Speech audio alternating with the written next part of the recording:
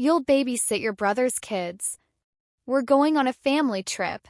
That was it. No hello, no hug, no, how was your 10-hour flight, sweetheart? Just my mother standing in the doorway with her coat already on, handing me a list of bedtimes and allergy meds like I was the hired help she forgot to tip. My brother, Derek, leaned around the corner, grinning that same smug, effortless grin he'd used to get out of trouble since we were kids. Don't wipe your snot on her, kids, he joked.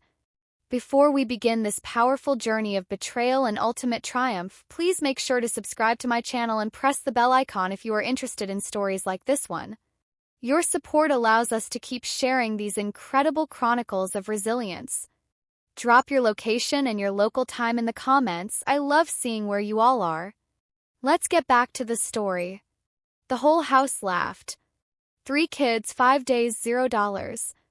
And the luxury resort they were heading to? I'd find out later I was the one paying for it. What I said next made my mother's face drain white. And by the end of that week, every automatic payment, every bill, every favor I'd silently carried for 6 years would come crashing down on them like an avalanche they never saw building. My name is Claire. I'm 27. And this is the story of how I stopped being my family's ATM and watched them realize they couldn't afford their own lives without me. Let me take you back to 3 weeks before Christmas, the night my mother, Evelyn, called me crying. It was 11 p.m. I was sitting cross-legged on my bed in my Seattle apartment with my laptop balanced on a pillow, finishing a code review that was already 3 days overdue. My phone buzzed once on the nightstand, then twice. Then it lit up with her name and didn't stop. I picked up. The sobbing started before I could even say hello. Claire. Honey, I need you to come home for the holidays. Her voice cracked in the exact place it always cracked when she wanted something. This might be the last time I get all my kids under one roof. Your father would have wanted this. My father. She always knew exactly which wound to press. He'd been gone 8 years, and she still summoned him like a debt collector whenever she needed to extract a favor from me. I told her I wasn't sure. Flights were expensive this close to Christmas. I just sent her the monthly transfer 5 days ago, and my bank account was running on fumes and stubbornness. She didn't even pause. I already told Aunt Ruth you're coming. Don't make me look like a liar in front of the family. There it was, the 1-2 punch, guilt, then social pressure. I knew this choreography the way other people know their morning commute. And just like every other time, I folded. I booked a flight that night. $1,200 for an economy seat, 10 hours with a layover in Denver. I remember staring at the confirmation email and thinking, this is fine. This is what good daughters do. I should have known better because the last time my mother cried on the phone like that, it cost me $11,000. But I'll get to that. 3 weeks later, I was dragging my suitcase through 6 inches of slush up my mother's driveway in Richmond, Virginia. My back ached. My fingers were numb. Porch light was on, and through the frosted glass I could see shadows moving inside. I knocked, expecting warmth. Evelyn opened the door, and the first thing I noticed wasn't her smile. It was her coat. Not a bathrobe, not an apron, but a zipped-up wool coat with keys in her hand. She didn't hug me. She didn't even look at my face. She held out a folded piece of paper. Here's the schedule. Lily is allergic to strawberries. The baby's reflux medicine is in the cabinet above the stove. Pediatrician's number is on the fridge. She checked her watch with an efficient flick of her wrist. We need to leave in 20 minutes to make our dinner reservation. I asked, the word feeling small and cold in my throat. That's when Derek appeared from the hallway. He was wearing a resort polo and had sunglasses pushed up on his forehead in the middle of a Virginia December. He had that grin, the one that meant he was about to say something at my expense and expect everyone to laugh. Don't wipe your snot on her, kids. His 3 children came stampeding around the corner, Lily, 5, grabbing my leg, the middle one, 3, running straight past me into the kitchen, and the baby, 18 months old, howling in Megan's arms. Megan, Derek's wife, walked by without looking at me. The formulas on the counter. She wakes up at 2 a.m. And then they were gone. Coats on, doors slamming, the heavy SUV pulling out of the garage. I stood in the middle of the living room holding a piece of paper with someone else's children's bedtimes. My suitcase was still zipped at my feet. That's when I noticed the resort brochure on the kitchen counter. Coastal Breeze Resort and Spa. Booked 3 weeks ago. A week before my mother ever called me crying about all her kids under one roof. Tears were a script and I was the punchline. The baby woke up at 2 a.m. sharp just as Megan promised. I lifted her from the portable crib and walked slow circles through the dark living room, patting her back. The house was quiet except for her whimpering and the hum of the refrigerator. I stopped in front of it. Under the magnets were photos: Derek's college graduation, his wedding, the whole family at the beach last 4th of July. My mother, Derek, Megan, the kids, even Aunt Ruth. I wasn't in a single one. My phone buzzed in my back pocket. A banking notification. Charge $4,800. Coastal Breeze Resort and Spa. It was my mother's credit card, the card I paid the monthly statement on. The card she'd just used to book a vacation I wasn't invited to. Something cold slid through my chest. Not sadness, but something sharper. I sat down on the couch with the baby asleep on my shoulder and opened my banking app. I started scrolling. Rent transfer, $1,400. Autopay insurance, $200. Credit card statement, variable but never under $300. I scrolled back through 6 years of transactions. I'd never sat down and added them up before. I think part of me had been afraid to. That night I didn't sleep. I opened a spreadsheet on my phone and started counting. To understand what happened next, you need to understand how I got here. It means going back to the day my father, Richard Fielding, died. I was 21, just graduated. I had plans to move to the West Coast. My father was a quiet man who fixed lawnmowers in the garage and called me kiddo. He had a heart attack on a Tuesday, and by Wednesday he was gone. The funeral, Derek stood next to Megan and cried. My mother cried. Everyone cried. But I remember watching my mother's face and seeing something calculating beneath the grief. She pulled me aside at the reception. Claire, you're the strong one. Derek has a family to worry about. I only have you now. I didn't know that sentence was a leash. For 72 months, I sent $1,400 for rent. Not once did she ask Derek for money.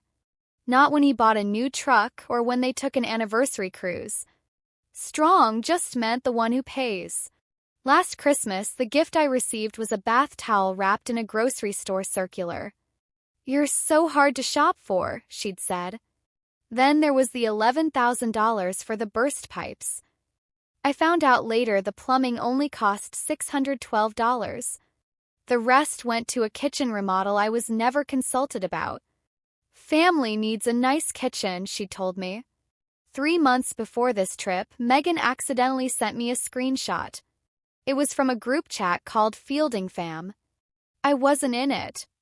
Evelyn had written, Claire is so dramatic. I ask for one small favor and she acts like I'm ruining her life. Derek replied, she just likes feeling important. Megan, lol. I was paying for the phone my mother used to talk about me behind my back. I took a screenshot of the screenshot. I didn't know why then, but it was instinct. Back in the living room, I looked at my final total. Rent, $1,400 asterisk 72 $100,800. Car insurance, $200 asterisk 72 $14,400. Credit cards, $16,800. Kitchen, $11,000. Total, $143,000. I paid $143,000 to a family that doesn't put my photo on the fridge. I called my best friend, Nora, an accountant. Claire, you gave them a house, she said, looking at the shared screen. This isn't helping out. This is subsidizing a lifestyle they didn't earn. Nora helped me dig deeper. We found a credit card I didn't recognize, opened 14 months ago with Evelyn as an authorized user. Balance $3,200. She'd used my social security number to open a line of credit without asking. That was the moment the sadness died and the clarity took over.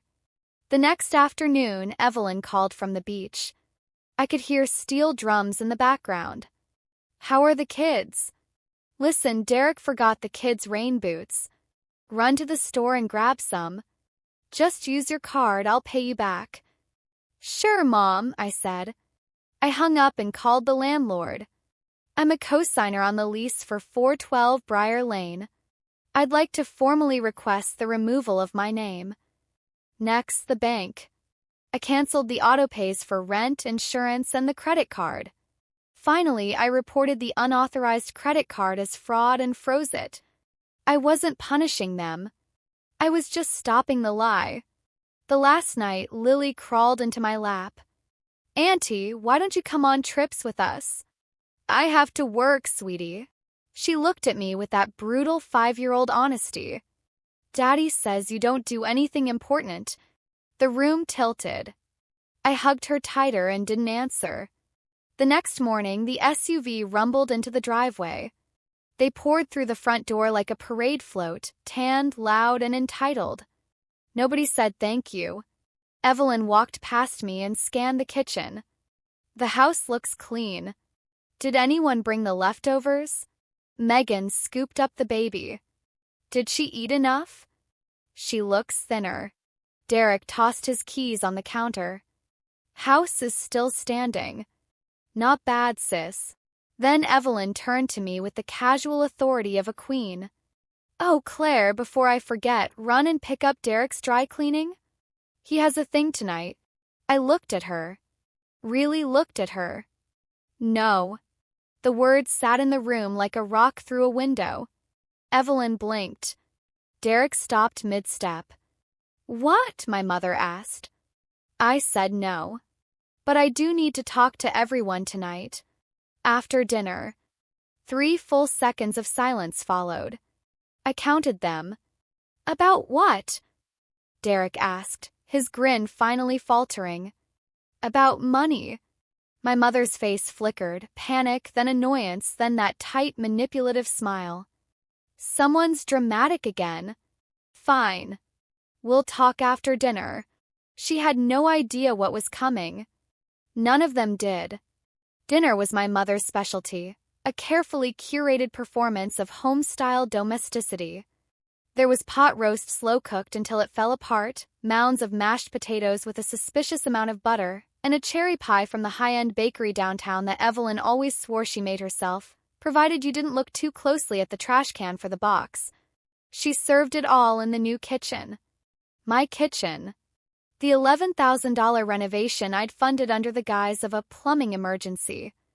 As the steam rose from the plates, the conversation was an endless loop of resort highlights. Evelyn told a long, winding story about a waiter who had nearly spilled a martini near their table, her voice thick with the indignation of the wealthy. Derek flicked through his phone, showing off photos of the infinity pool, the sunset over the Atlantic, and a massive plate of crab legs he'd clearly enjoyed. Megan scrolled through her own album and tilted the screen toward me. Look at this one, Claire. The kids would have loved it. I looked at the screen. A photo of the kids' club at the resort. Bright colors, professional staff, smiling faces. Kids who were actually here, screaming in the next room while I handled their tantrums while they were there. I didn't say a word. I chewed my pot roast. I waited. My mother noticed. Evelyn always noticed when the room wasn't vibrating at her specific frequency. Honey, you seem tense, she said, her voice dripping with a performative concern that didn't reach her eyes. Is everything okay at work? There it was. Classic Fielding redirect. If I was upset, it had to be my fault, my stress, my job, my personality. Could never, ever be about them. Work is fine, Mom, I said, setting my fork down. Clink of metal on ceramic was the loudest thing in the room for about 2 seconds. I just have some numbers I want to share with everyone after we clean up. Derek snorted, his mouth half full of potato. Numbers? What is this, a board meeting? Evelyn laughed, a light tinkling sound. Megan offered a half smile. Something like that, I said. I didn't smile back. In those few seconds of silence, I watched something shift across their faces. Derek's grin faded just a fraction of a degree. My mother's hands paused midair.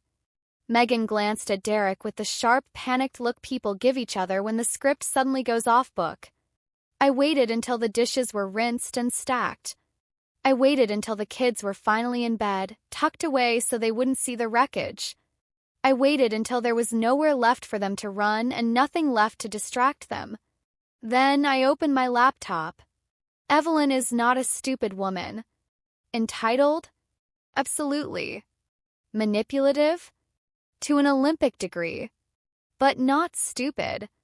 While I was upstairs tucking Lily in, I heard her whispering in the hallway. She had her hand cupped over her mouth like she was shielding a candle flame from the wind. Ruth, can you come over? Claire is acting strange. I think she's going to cause a scene. 20 minutes later, the doorbell rang. Aunt Ruth, my father's younger sister, stood on the porch. She was 52, the kind of woman who brought casseroles to every crisis and unsolicited opinions to every conversation. She hugged my mother first, then turned to me with that look, half pity, half suspicion, the one she used whenever Evelyn had reached her first to poison the well. Claire, your mother told me you're upset, Ruth said, settling into the wingback chair. Whatever it is, let's just talk it out like family.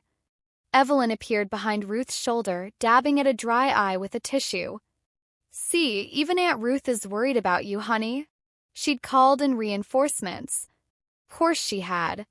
She had spent my entire life stacking the room before I could speak, ensuring the jury was seated and biased before the defendant even entered. Derek was on the couch, arms crossed. Megan sat beside him, eyes glued to her phone, and now Ruth was taking the bench. 4 against 1. I looked at Ruth and smiled. Not a mean smile, just a tired one. That's exactly what I planned to do, Aunt Ruth. Talk it out like family. The living room felt like a courtroom. Evelyn sat in the center of the couch, hands folded, her reasonable woman pose. I stood, laptop open on the coffee table, the manila folder beside it. Okay, Claire, my mother said, her voice smooth but impatient. What's this big emergency? Can we speed this up? Derek added. I've got an early morning. I didn't look at him. I looked at the screen. I'm going to show you something. I'm going to be calm and I'm going to be factual. And when I'm done, I'm going to leave. The room went silent. I turned the laptop around. The spreadsheet filled the screen, a sea of black and red organized by category, sorted by date. The number at the bottom was bold, red, and underlined, $146,200. I read it line by line. I didn't rush. I spoke the way I do during a high-stakes code review at work. Factual, sequential, documented. Rent? $1,400 a month for 72 months. That's $100,800. Evelyn's mouth opened slightly. No sound came out. Car insurance for Derek. $200 a month for 72 months. That's $14,400. Derek shifted, his jaw tightening. Credit card statements for the card linked to your account, Mom. Over 6 years, $16,800. Kitchen renovation, the pipe emergency, was $11,000. The actual invoice was $612. The rest went to your granite countertops. And this resort trip? $4,800 charged to the card I pay for. A vacation I wasn't invited to. Silence. 8 seconds of it. Derek was the first to snap. Where are you getting these numbers? From my bank statements, Derek. Because every single cent came out of my life. I placed the printed pages on the table. 12 pages highlighted in yellow. They landed with a soft thud that sounded like a gavel. But that's not all, I said, my voice dropping an octave. 14 months ago, someone opened a credit card in my name. Patricia Fielding was added as an authorized user. I didn't sign for it. I didn't agree to it. The balance is $3,200. Evelyn's hand went to her throat. That was just for emergencies, Claire. I pulled the statements, Mom. Nordstrom. A $340 spa day. Organic steaks. That's not an emergency. That's a lifestyle on my credit.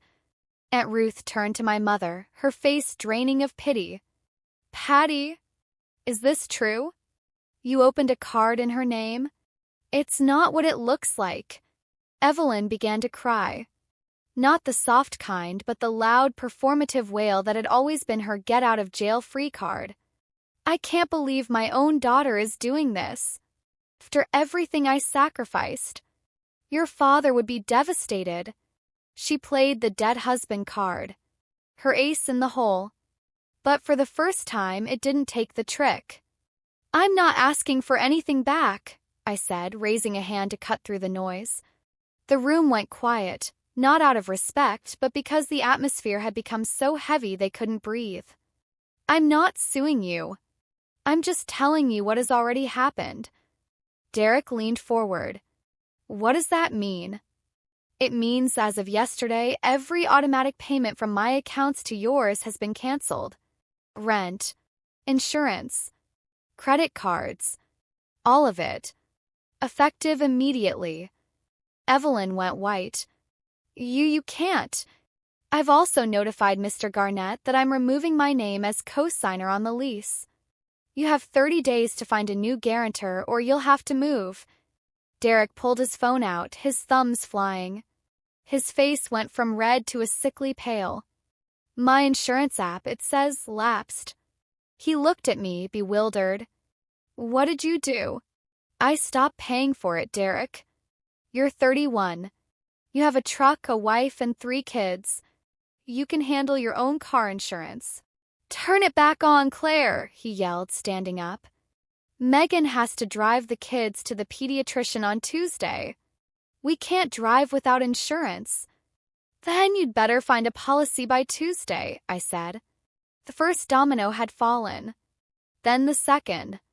My mother's voice was a thin wire about to snap. Claire, if I don't have a co-signer, I'll lose the house. It was never your house, Mom, I said gently. It was mine. I just let you live in it. She turned to Ruth, begging. Ruth, tell her. She's putting me on the street. But Aunt Ruth was staring at the spreadsheet. Patty, she said, her voice trembling. I had no idea. You told me you were managing. You told me Claire just helped with groceries. $146,000 is not groceries. My brother would be ashamed of how you've treated his daughter. I didn't stay for the rest of the meltdown. I had already packed my suitcase that afternoon while they were out. I stood up, feeling a strange lightness in my chest, as if I'd finally set down a boulder I'd been carrying since I was 21. I love this family, I said. But love is not a subscription you renew on someone else's credit card. If you want a relationship with me, a real one where I'm not an ATM, you have my number. But don't call me for money. Call me to ask how I am. I walked to the door. I heard small, fast footsteps behind me. Auntie? Where are you going? Lily. In her astronaut pajamas. I knelt and kissed her forehead. I'm going home, sweetie. But I'll always pick up when you call. Always. I walked out into the Richmond snow. I didn't look back. The plane took off at 11:42 p.m. I ordered a ginger ale, $5 I spent on myself without doing mental math about anyone else's rent. Tasted like freedom. A week later, back in Seattle, the updates started trickling in via Aunt Ruth. My mother was calling every relative in the phone book, begging for a co-signer. No one would do it. The Claire number, $146,200, had spread through the family like wildfire. It was a shield no one could penetrate. Derek had to pay a massive premium to get insurance in his own name. Megan moved in with her mother for a week to de-stress. The unauthorized credit card was frozen, and Evelyn was being forced to answer for every spa day charge. 2 weeks later, my mother called. Her voice was soft, trying to find the mom frequency again. "Claire, honey, I've been thinking. Maybe I wasn't always fair. I'm sorry if you felt hurt." "If," I repeated. "Mom, you aren't sorry for what you did. You're sorry I stopped paying for it. So, does this mean you won't help with the lease? Just until I get back on my feet?" The hook was still there, buried in the apology. "No, Mom. That's exactly what it means." The line went dead. She didn't have anything left to sell me.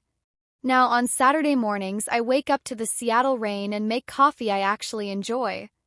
I check my bank account and see a balance that stays because I'm no longer bleeding out to keep others comfortable. I used to think being a good daughter meant being a martyr. I was wrong. Love is not a debt, and you are not a service that people get to use until the card is declined. Thank you for staying with me to the end. If you've ever been the one who pays, the one who stays, or the one who's invisible, leave a comment. Tell me your story. Hit that like button if you've ever had to set a boundary that felt like an ending but was actually a beginning. Subscribe for more. And remember, you are allowed to count and you are allowed to leave.